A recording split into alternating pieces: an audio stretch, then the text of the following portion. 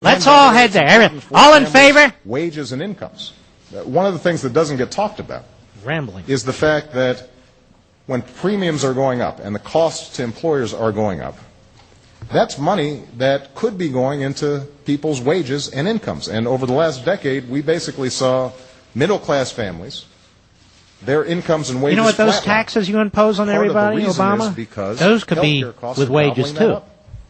And that's why I say if we can economically illiterate, even if we don't reduce our health care costs by the $6,000 that we're paying more than any other country on earth, if we just reduced it by $2,000 or $3,000, that would mean money in people's pockets. Let's have an illegal alien and that's question. possible to do. Any of these reporters have the guts to ask? We're going to have to make some changes. You realize changes. we have one question asked? How health care is delivered to the health care delivery system works, deep. so that doctors are being paid for the quality of care and not the quantity of care.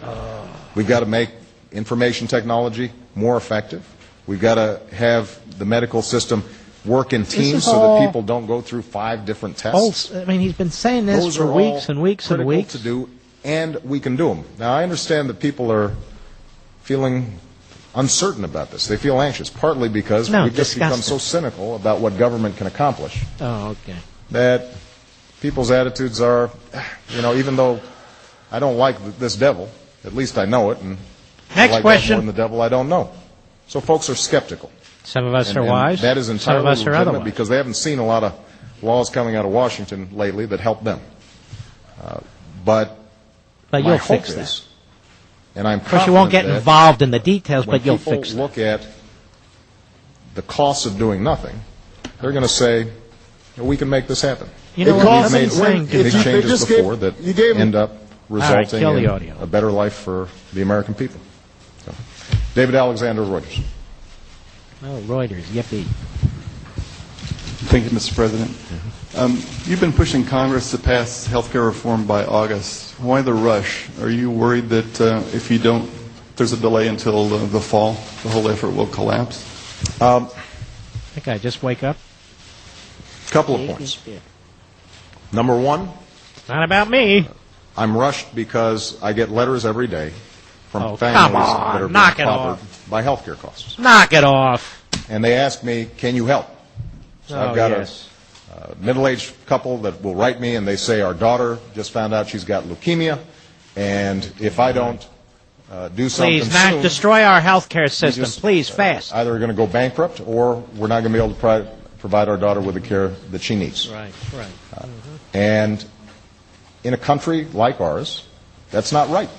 He asked you, why are you rushing it? Why don't you answer the question? The second thing is the fact that if you don't set deadlines in this town, things don't happen. The default position is inertia, because doing something always creates some people who are unhappy. There's always going to be some interest out there that decides, you know what, the status quo is working for me a little bit better. Nobody says that. And the fact that we have made so much progress, where we've got doctors, nurses, hospitals, even the pharmaceutical industry. Oh, the special interest. But you know the American people. Saying that this makes sense to do, I think means that the stars are aligned and we need to take advantage of that. You haven't even said how you're paying for it.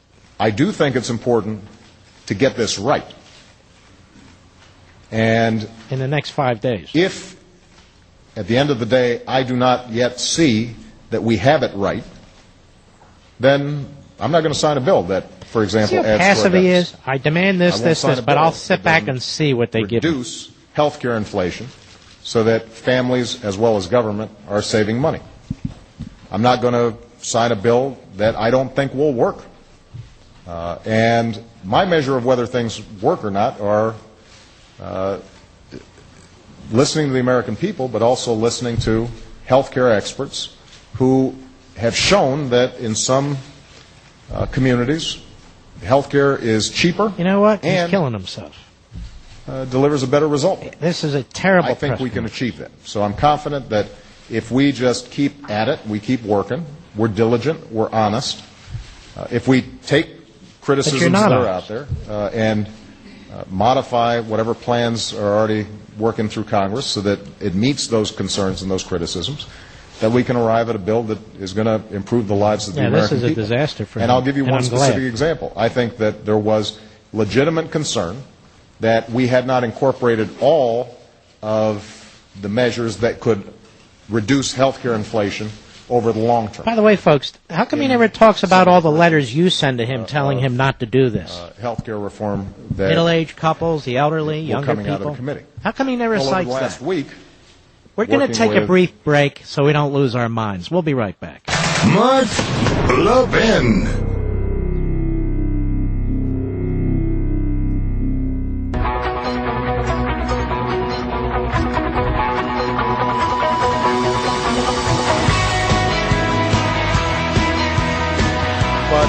If they've got a good idea, we'll still take it. And in terms of Democrats, Obama. The fact of the matter is that because this is a big issue, I think that a lot of Democrats have a lot of different ideas. While you were away, some you of missed them had to absolutely do with regional disparities. nothing. For example, Nothing. you've got some Listen to him. Democrats who are concerned. Now, some of us actually that, have to make a profit, Medicare reimbursement rates in their communities bring are some too revenue low, in, so they'd like to see because we have all these the taxes bill to pay. incorporate higher rates. He's literally rambling about nothing. But when we come back, we will be covering his rambling about nothing very carefully. We'll be right back.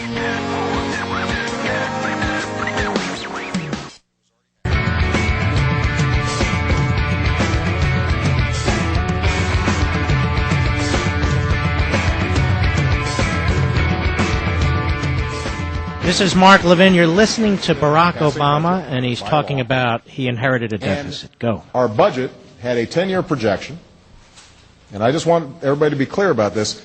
If we had done nothing, if you had the same old budget as opposed to the changes we made in our budget, you'd have a $9.3 trillion deficit over the next 10 years. Because of the changes we've made, it's going to be $7.1 trillion. You know, this is so, now that's not good. Let's lower him down a second. But it's too. Let's lower him down. This is so outrageous and so disgusting. He's spending and spending and spending, and now he's saying that if the budget he lower it, please, that if the budget he had been the old budget, the deficit would have been worse. Does anybody believe this guy? Go ahead. Spending. And the steps that we've taken so far have reduced federal spending over the next 10 years by $2.2 trillion. Where does he pull this stuff out from? But in order for us to do more, we're not only going to have to eliminate waste in the system, and by the way, we had a big victory yesterday by eliminating a weapons program, the F-22, that the Pentagon had repeatedly said we didn't need. So we're going to have to eliminate waste there. We're going to have to eliminate no-bid contracts. We're going to have to do all kinds of reforms in our budgeting. But we're also going to have to change health care. Otherwise, we can't close that $7.1 trillion gap in the way that the American people want it to change. So to everybody who's out there who has been ginned up about this idea that the Obama administration wants to spend and spend and spend, the fact of the matter is that we inherited an enormous deficit, enormous long-term debt projections. We have not reduced it as much as we need to and as I'd like to. But health care reform is not going to add to that deficit. It's designed to lower it. Yeah, but all the evidence says it's going to drive it through the roof. Why can't... Ladies and gentlemen, we're dealing with a man who's utterly delusional. Thank you, Mr. He's President. delusional. On Medicare, there are obviously millions of Americans who depend on Medicare. And when you talk about bending the long-term cost downward, or when you talk about cuts in the current proposal on Capitol Hill, you talk about cuts in Medicare, and they talk about cuts in Medicare, but there are never many specifics. Specifically, what kind of pain, what kind of sacrifice are you calling on beneficiaries to make? And even if not right away, aren't future beneficiaries going to be getting less generous benefits than today's? No. And a subsidiary question, what do you think about taking it out of the political realm and giving it to an outside body of experts to take the politics out of Medicare? Well, on the second point, that's exactly what our proposal is. Called the MedPAC program. By the way, it was originally a Republican idea. I want to give credit where credit is due. The Republican